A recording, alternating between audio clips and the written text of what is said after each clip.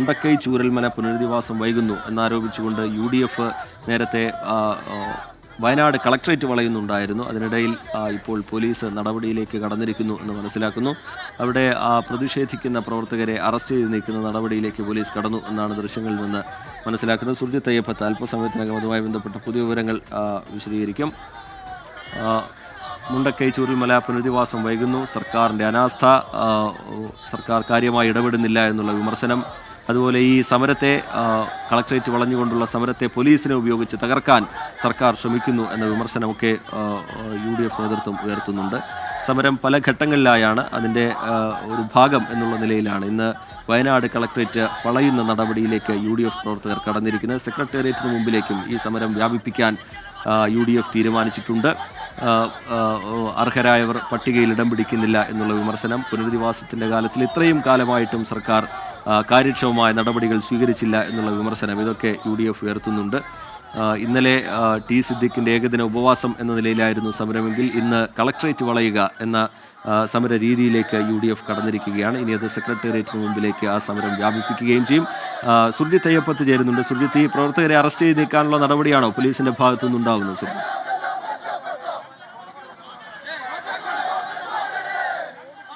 നിലവിലിപ്പോൾ പ്രവർത്തകരെ അറസ്റ്റ് ചെയ്ത് നീക്കുന്ന ആ കാഴ്ചയാണ് നമുക്ക് കാണാൻ കഴിയുന്നത്.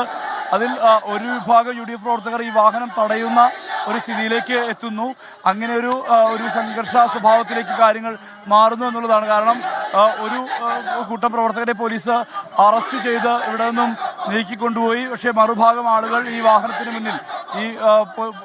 മുന്നിൽ ഇങ്ങനെ തടിച്ചുകൂടി നിൽക്കുന്ന ഒരു സ്ഥിതിയാണ് നമുക്കിപ്പോൾ കാണാൻ കഴിയുന്നത്. എന്തായാലും ഒരു സംഘർഷ സമാനമായ അന്തരീക്ഷം അത് കളക്ട്രേറ്റിന് മുന്നിൽ ഇപ്പോൾ കാണുന്നു. ഇവിടെ കൂടി നിന്ന് ഈ പോലീസ് വാന് മുന്നിൽ മുദ്രാവാക്യം വിളിക്കുന്ന ഒരു അവസ്ഥയാണ് ഇപ്പോൾ നമുക്ക് കാണാൻ കഴിയുന്നത്. പ്രധാനപ്പെട്ട നേതാക്കളെ അറസ്റ്റ് ചെയ്ത് ഈ വാനിനകത്തേക്ക് മാറ്റി മറ്റ് ഒരു വിഭാഗം പ്രവർത്തകരാണ് ഇവിടെ അടിച്ചുകൂടി നിന്ന് മുദ്രാവാക്യം വിളിക്കുന്ന ഒരവസ്ഥയിലേക്ക് മാറുന്നത്. ഏതാണ്ട് കഴിഞ്ഞ ഇന്നലെ 3 മണി മുതൽ തന്നെ തുടങ്ങിയ ഒരു അവസ്ഥയാണിത്. 3 മണി മുതലാണ് ഇന്നലെ സമരം തുടങ്ങിയത്. T സിദ്ദിഖ് MLA ഉപവാസം എന്നുള്ള തരത്തിൽ തന്നെയാണ് ഇത്തരത്തിൽ സമരം തുടങ്ങിയത്. ഇന്ന് രാവിലെ 6 മണിയോടുകൂടി അവസാനിച്ചു. 6 മണിക്ക് ശേഷം കളക്ട്രേറ്റ് വളയുന്ന നടപടിയിലേക്ക് UDF നേതാക്കൾ എത്തി. അതിനുശേഷമാണ് ചെറിയ നേരിയ സംഘർഷാവസ്ഥ ഉണ്ടായത്. കാരണം ജീവനക്കാർ ഉൾപ്പെടെയുള്ളവരുടെയൊക്കെ ഇവരെ കയറ്റാൻ വേണ്ടി നോക്കുന്നു എന്നുള്ള തരത്തിലുള്ള ശ്രമം, അതായത് പോലീസിന്റെ ഒത്താശയോടുകൂടി ജീവനക്കാർ ഇതിനകത്തേക്ക് കയറാൻ നോക്കുന്നു എന്നുള്ള തരത്തിലുള്ള ആരോപണം ഉന്നയിച്ചുകൊണ്ടാണ് UDF പ്രവർത്തകർ ഇങ്ങനെ ഒരു പ്രതിഷേധവുമായി രംഗത്ത് വരുന്ന സാഹചര്യം മാറിയത്. ഇപ്പോൾ പ്രവർത്തകർ മാറി നിന്നുകൊണ്ട് മുദ്രാവാക്യം വിളിച്ചുകൊണ്ട് ഈ കളക്ട്രേറ്റ് പടിക്കൽ ഇങ്ങനെ പ്രതിഷേധം തുടരുന്ന ഒരവസ്ഥയാണ് നമുക്ക് കാണാൻ കഴിയുന്നത്. അതാണ് നേരത്തെ ഒരു സംഘർഷ സമാനമായ അന്തരീക്ഷം.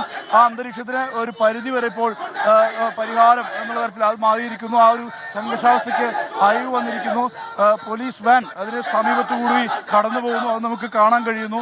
കാരണം ഒരു ഭാഗത്തുകൂടി പോലീസ് വാൻ കടന്നു പോകുന്നു, മറുഭാഗത്ത് പ്രവർത്തകർ കൂടി നിന്ന് മുദ്രാവാക്യം വിളിക്കുന്നു. അതിൽ ചൂരൽമലക്കാരുണ്ട്, മുണ്ടക്കൈക്കാരുണ്ട്, ദുരന്തബാധിതരുണ്ട്. അവരുടെ നേതൃത്വത്തിലാണ് ഇങ്ങനെ പ്രതിഷേധം നടക്കുന്നത്. മുസ്ലിം ലീഗിന്റെയും കോൺഗ്രസിന്റെയും പ്രവർത്തകരാണ് ഇങ്ങനെ. വയനാട് കളക്ട്രേറ്റിന് മുമ്പിൽ UDF പ്രവർത്തകരുടെ പ്രതിഷേധം, പോലീസിനെതിരെ മുദ്രാവാക്യം.